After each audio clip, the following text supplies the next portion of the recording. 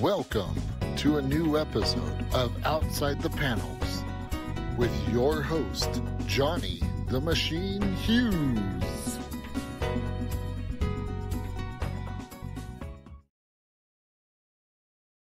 Welcome everyone to an episode of Outside the Panels. I'm your host, as always, Johnny the Machine Hughes, and bringing you one of my favourite things, returning guests. These are guests who've been on once, had a great success with their Kickstarters and their indie books, and have come back again to tell us more about the exciting stuff they've got going on.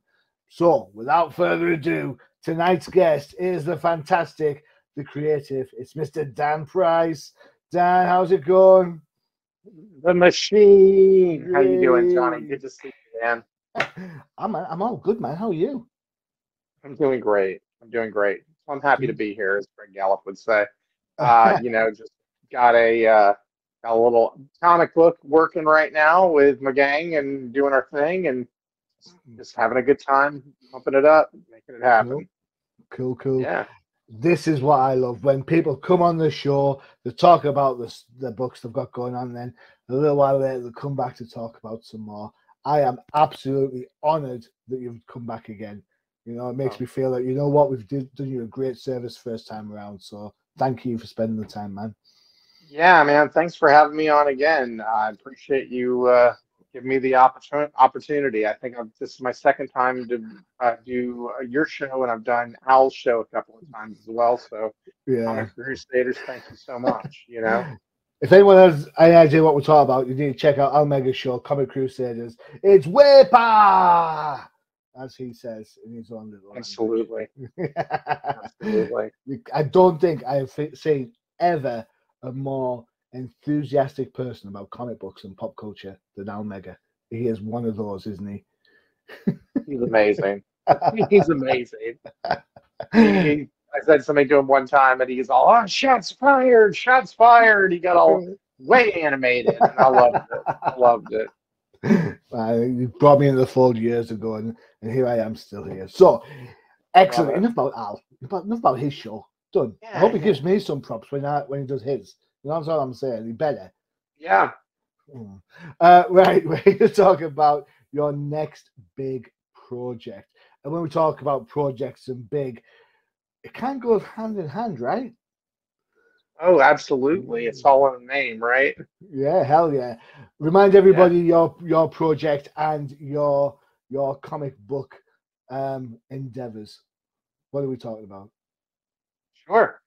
My name is Dan Price. I am the creator of Bigfoot Knows Karate, and I work on this project with a gentleman named Casey Allen, who is my co-writer on the main arc. And then we are doing a one-shot right now for Bigfoot Knows Karate. It's called Hinagon, and it is written by Casey Allen.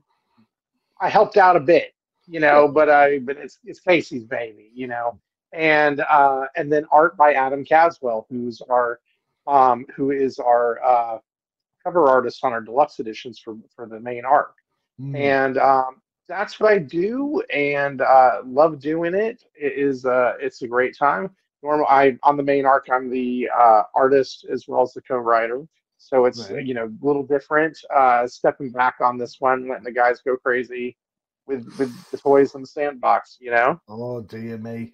I worry when this sort of stuff happens, because you've got to think to yourself, what is it like going from the artist to being the guy that looks on from the outside in?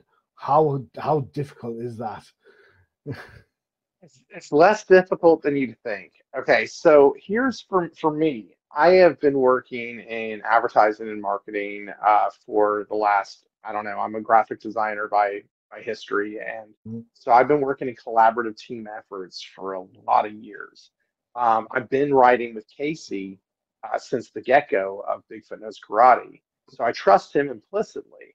Adam just kind of swooned in and stole Casey and I's hearts. You know what I mean?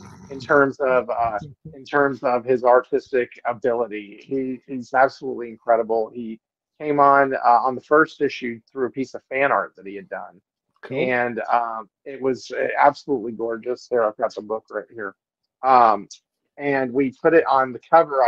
I bought the artwork from him, and Sweet, we put it nice. on the cover for issue one's deluxe edition. And then he came back for issue two and did the wraparound cover for issue two. Whoa, whoa, look at that. Yeah, Whoa. That is yeah. gorgeous. Look at the details on that. Oh Very yeah. impressive.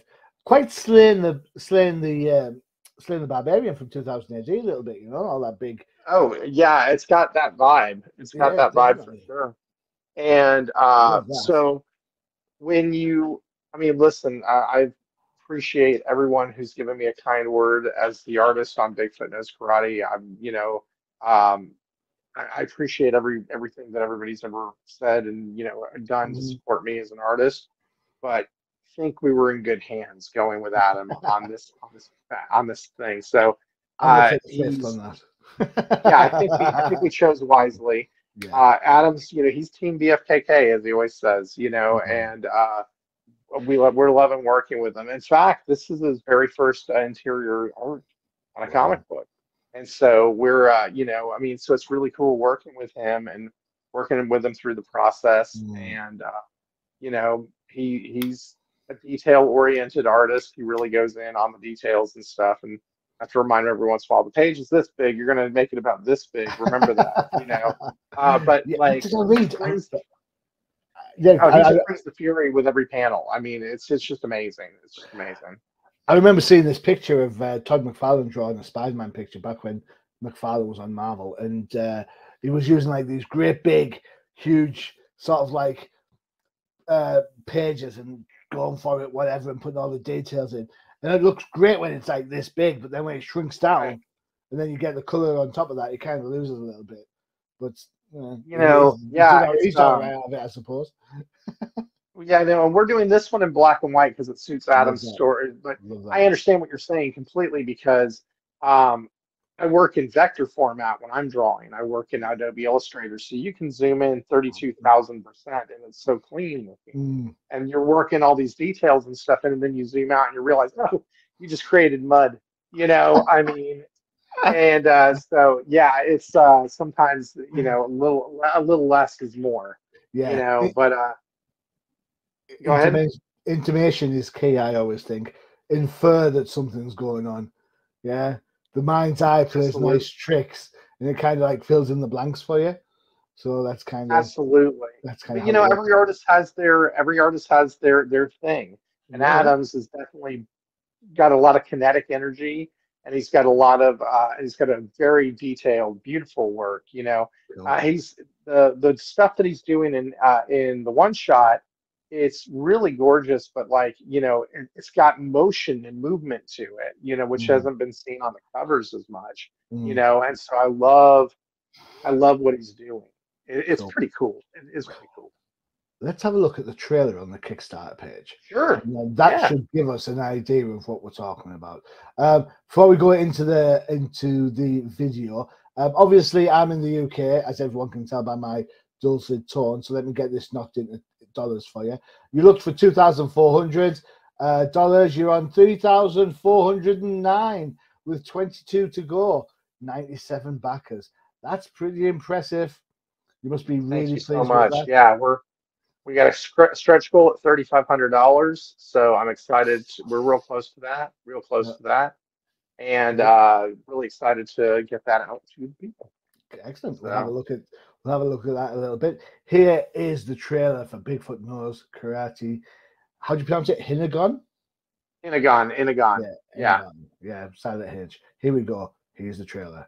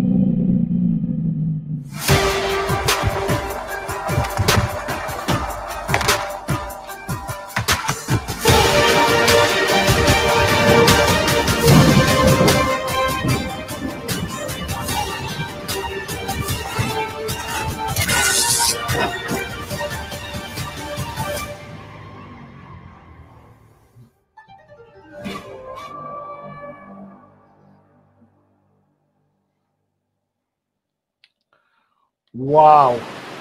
Have to say that looks absolutely the bee's knees. Unbelievable. I'm like, wow. I'm like, where do I sign up for that straight away? That's class. I'm getting like shades of turtles in there, shades of obviously Bigfoot and the kind of the monster man, a little bit of Highlander, if of all things, you know, because I think when I think about Highlander, the TV show, he goes back to all these like feudal Japan, and he has his history going on. He has his sword. Yeah, I've never thought of it from the Highlander aspect, but yeah, I mean, here's what we've been doing. Um, this is a character, Bigfoot. This is a character that is like the most mainstream of the cryptids that, everybody knows about. You know what I mean? Even the $6 million man took him on, right? Right, exactly. So, yeah, I mean, Andre, go on, baby. Anyway, so everybody knows Bigfoot, but nobody knows anything about Bigfoot. And there's Bigfoot, big feet all over the world. Everybody's got a different, everybody's got their own, incarnation of what the character is or what the creature is, whether it's a Yeti or a Sasquatch or an Hinagon, which is the Japanese word for Bigfoot. And so what if this isn't different creatures around the world? What if this is our guy? You know what I mean? And he's just lived a long time. And I've never really thought about it from the Highlander immortal perspective, because there's not like quickenings and things like that. But yeah, I'm with you. I'm here. Three of us together. Right, we're there. We're in sync. It looks gorgeous. It looks not to detract from your work. It looks gorgeous. No. It looks gorgeous. I'm I'm looking at this art as I'm going through the trailer, and I'm like, this. Wow, I've got a grin on my face. I'm like, how cool! I think people give up on black and white comics so quickly nowadays. See the textures of the art and the grayscale and how that gray is built up to give definition around the facial elements. Man, that's perfect. Perfecto. It is so. The artwork should be indicative of the story, and the choices you make need to support the art. We did the cover in color. I've got a thing of it right here. We did the cover for it in color, right? Backdrop. Yeah, it is. Yeah. Oh, yeah, you got it right. What the hell? Anyway, so we did that in color, but the fact of the matter is the interiors needed to be black and white. They needed to showcase the artist properly. For me, you said not to detract from what I'm doing. It's apples and oranges, man. You know what I mean? Like his work, Adam's, I'll be the first one to say he's incredible. Yeah. Impressive. Well, seeing that, I mean, we didn't get just some things off the street. It's Adam Caswell. You know what I mean? He's our guy, and so. I mean, he's done the cleanup and he's doing a great job with it. So, for me as an artist, I need color. I color my own work, and it's like, and that's how I do what I do, to evoke emotion and things like that, a mood and that sort of thing. Color is what I love. But Adam, no, it needed to be black and white. He deserved that. You know what I mean, and not be muddied up with a colorist. Yeah, you want the pencils to shine through, right? You want the kind of structure of the figures to be clear against the background. That I always think, especially if you're doing something semi-historical, feudal Japan, for example, you want it to be black and white, so it feels like yesteryear rather than right now. I always when I read a book based in like past times, I open up and there's like all this brilliant bright digital color. I'm like, what? Really? Yeah. As far as I'm concerned, the world was all black and white before 71, so sepia toned or something like that, right? I mean, I'm there's a book that I really liked that DC put out many years ago. It was called Caper, and it was written by Judd Winnick, and it was and the first arc of it took place in like the early 1900s in San Francisco, and it was all done in black, white, and gray tones, Cool. and it was just beautiful. I agree with you 100%. You know, black and white for a an older For historical context. Yeah. story, for past time type story. Mm. Yeah, it just lends itself really well. You know, Mm. especially if there's yeah, it just lends itself really well. Do you think the success of books like, especially early doors, Turtles, for example, Turtles were Mhm. probably um, one of the biggest indie books that came out of the indie out of the 80s stroke 90s, Oh yeah. and the predominance of that was black and white, especially the original Eastman and Laird stuff. Do you Mm. feel that when people talk about certain indie projects, that's what they see in the mind's eye? So therefore, when they see a black and white book, it kind of gives it that kind of recognition straight away. It's like, oh yeah, I know where I'm at. I know kind of the tone that's being set. Yeah, I don't know if that's what it's honestly it's not the first thing I think of when I think about Mm-hmm. black and white comics, to be honest with you. It's cool. And I love, I mean, don't get me wrong, I love old Turtles stuff. I mean, it's amazing, Yeah. just incredible.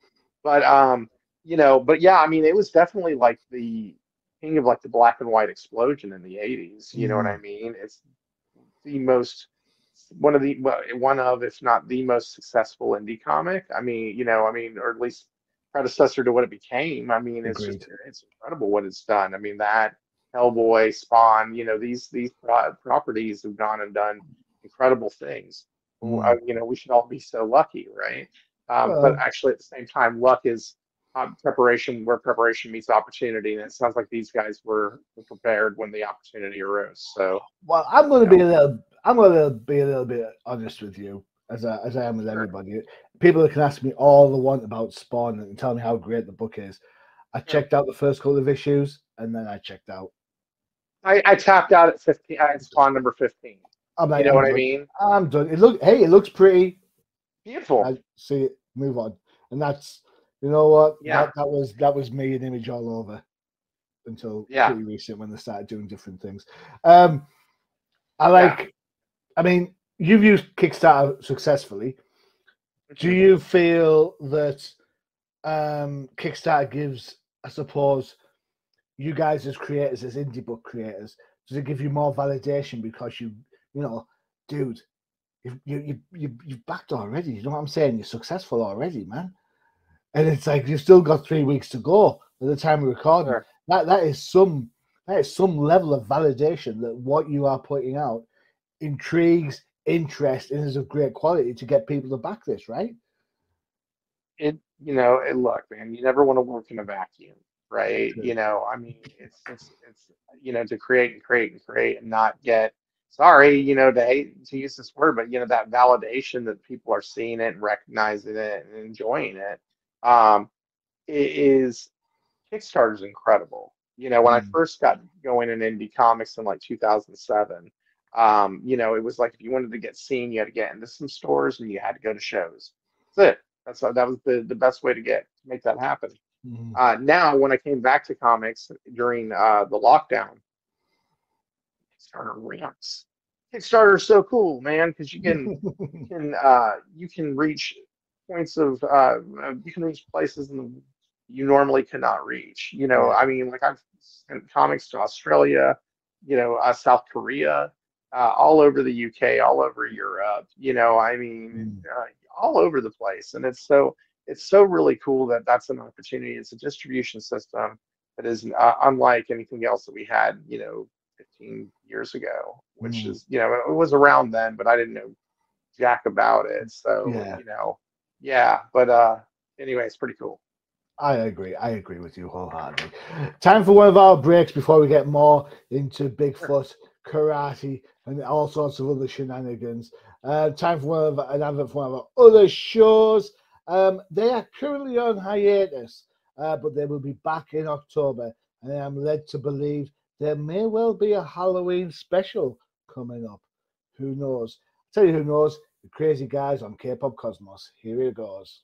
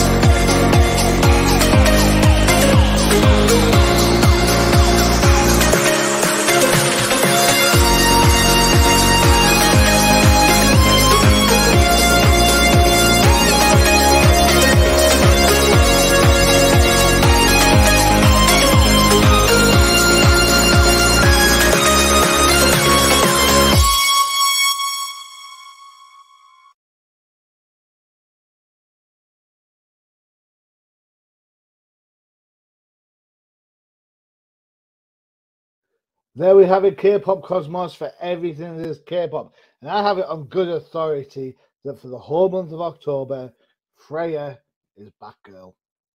And if that doesn't get you to watch the damn show, I don't know what will. There you go. Sorry, Freya. Here we go. So I was looking through the Kickstarter, and I've managed to grab a couple of covers. There's your main cover, I believe, correct? Yes. Yes. That is the oh, it's a gift. So yeah. And that's the second one was our deluxe edition cover, and then that's our gold foil deluxe edition that we're doing. Wow. So we'll have a look at the Kickstarter and we'll see just exactly how things are panning out, because I'm always intrigued to find out kind of where the kind of the pledges are coming from, you know, because it's interesting for me. One of the other things I will say is that I definitely think, as you know, international sales are a massive part of Kickstarter. So therefore, I think digital is a way to go to help cut down on some of the costs that are inherent with that. So have a look at the quick pledges. There you go, $4. $4 is cheap. Yep. I mean, that's it's a digital comic. You know, I mean, I always feel like when I have to spend a lot of money for a digital comic, I'm always like, really?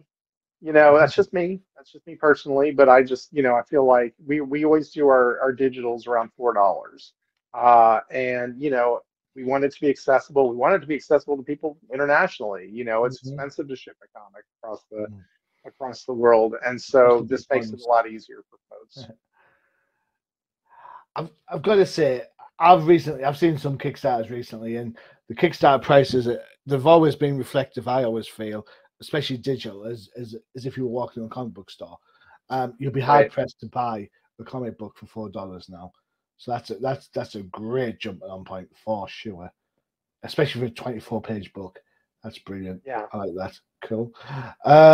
Right, next up for $8. Just so you know, the book's going to creep. I know it's going to creep pages, so we're probably looking at 26 pages. Okay, cool. Hashtag get an editor.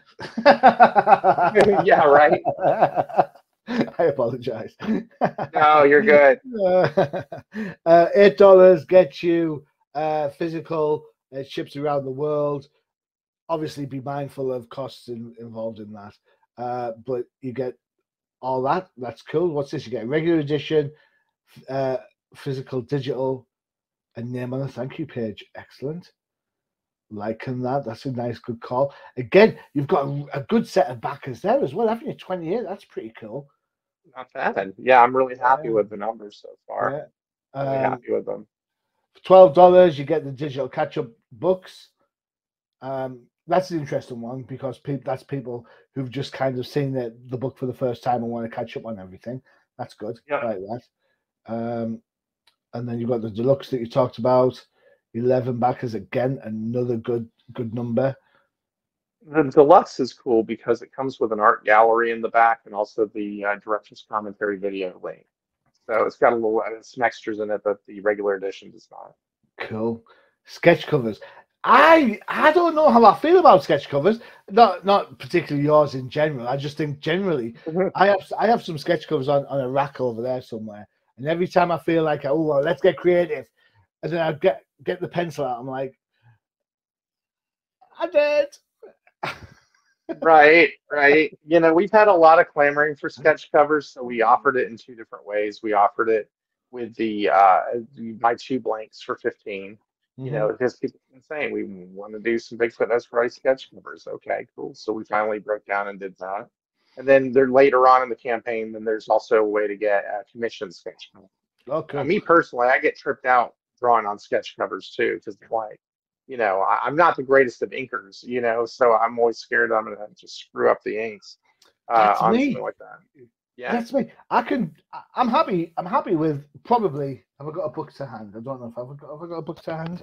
I'm quite happy with. Oh, they're all the way over there. I'm quite happy with about 80% of my pencil work. I know I'm not a great artist. I do it for fun. I'm not going to sell anything. I totally get that. 80% of my pencils I'm happy with. 10% of my ink I'm happy with. Yeah, I God bless digital inking. You know what I mean? For me, it's all the difference in the world because I'm the scaredest inker when it comes to just taking a pen to paper. I'm so nervous, my hand shakes, it's terrible. And then when I go and do it digitally, I'm just like, you know, just knock it out.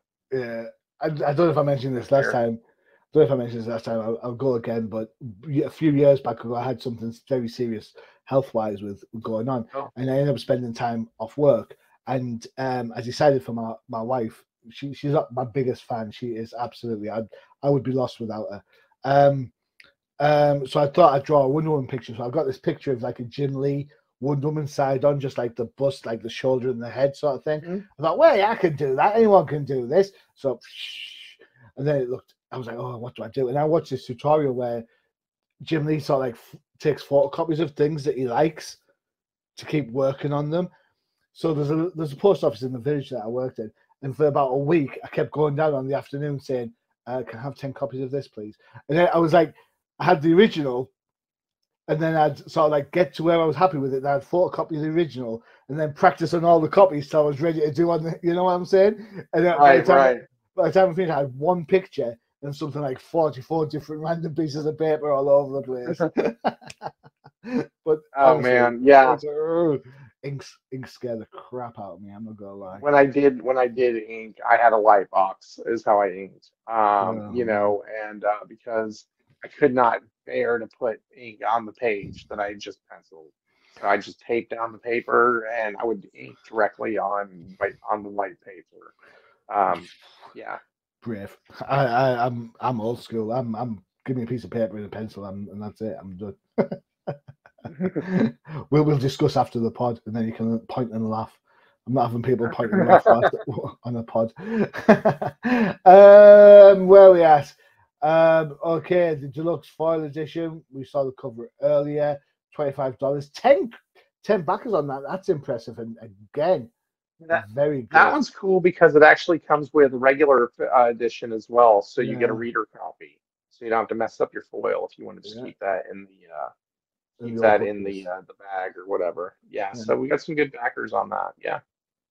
Do you know what I find really interesting about your project here is that the numbers that are backing the various different elements are quite consistent. You know what I'm saying?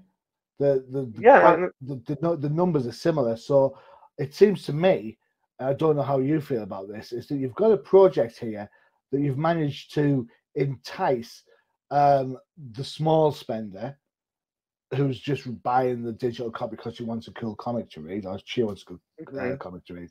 We also have tapped into that kind of collector market who says, you know what, this is going to look fantastic on a bookcase, and it's going to be fantastic as part of my collection. That, I think, is like an absolute, that is like the lexicon of comic book collection, is it not? The fact that you've created this book that is so readable, so engaging, and yet also so collectible. That is a true genius project.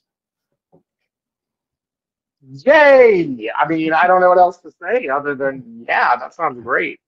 Go with that. I should be on PR. I should do something about PR. Yeah, no doubt, I man. I'm should, putting you on the team. yeah. Woo! Yeah. Yeah. Well, Probably I'll pays tell you more what, than if you scroll down to the bottom on the pledge on the tiers, there was just one that you missed that I Oh, thought was sorry. pretty cool actually too. Let's No have a look. worries, but I think you get a kick out of it. Let's have a look. Yeah, those are all three covers. That's the retailer package. Okay, that's to get the that's to Sketch do cover. the commission. Okay, here real quick on that one. This is a lesser known comic starter pack, and you Okay. get all three of the Hinagon covers as well as the chapters 1 and 2, and then 10 different comics from lesser known comics on my publisher. So it's a really good deal on that one. And then the last one is the bees. That's the bee's knees, to use your term. That one right there, the Bigfoot Knows Karate Championship pack. If you scroll up just a little bit, you can see. Scroll up just a little bit. Oh, no, the other way. Oh, down that way. Yeah. Yeah. Yeah. Keep Oh, going. look at that. There you go. You get the belt. Wow. Oh. Yeah. So you can get one of these. Hang on. Don't be showing me stuff when you're not on screen. Give me 2 seconds. Okay. Right there you go. Whoa.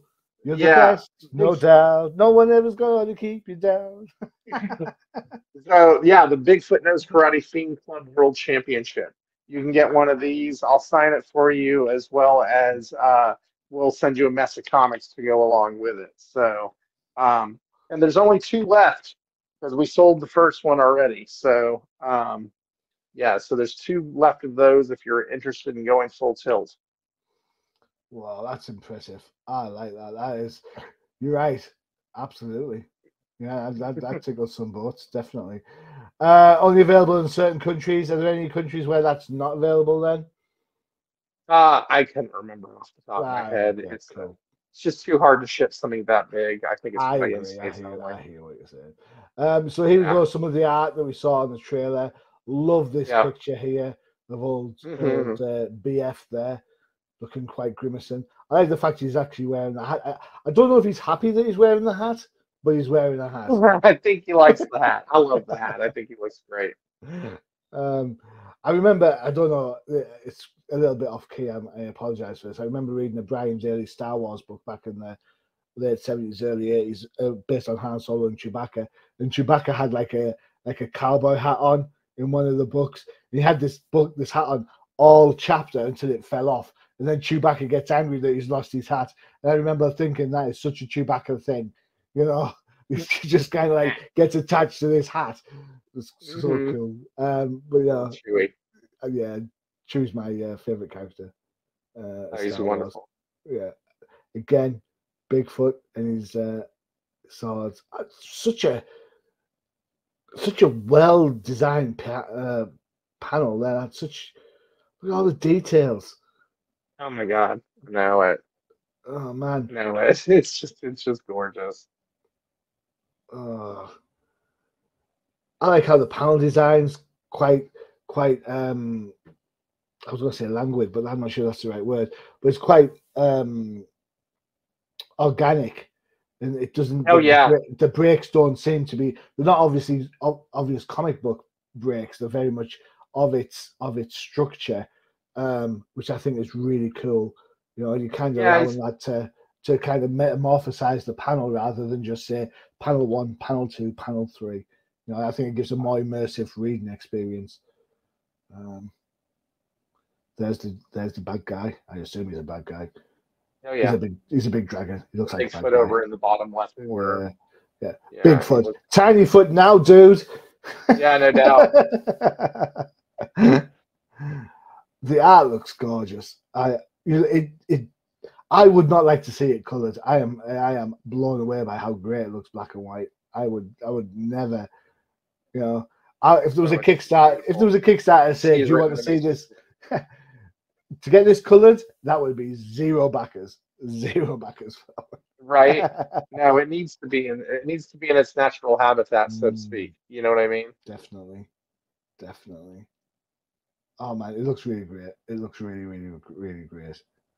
Excellent. These are for the catch-up people people if they want to see Yeah. pages from the first issue and the second issue. Yeah. So different. I mean, just so different one from the other. And I think that's what's Yeah. nice about it. But I think different's good, right? Me too. Me Yeah. too.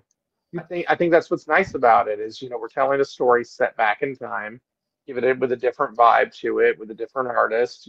Casey's written an amazing script, and Adam's bringing a different side to the character. Something that I can't do.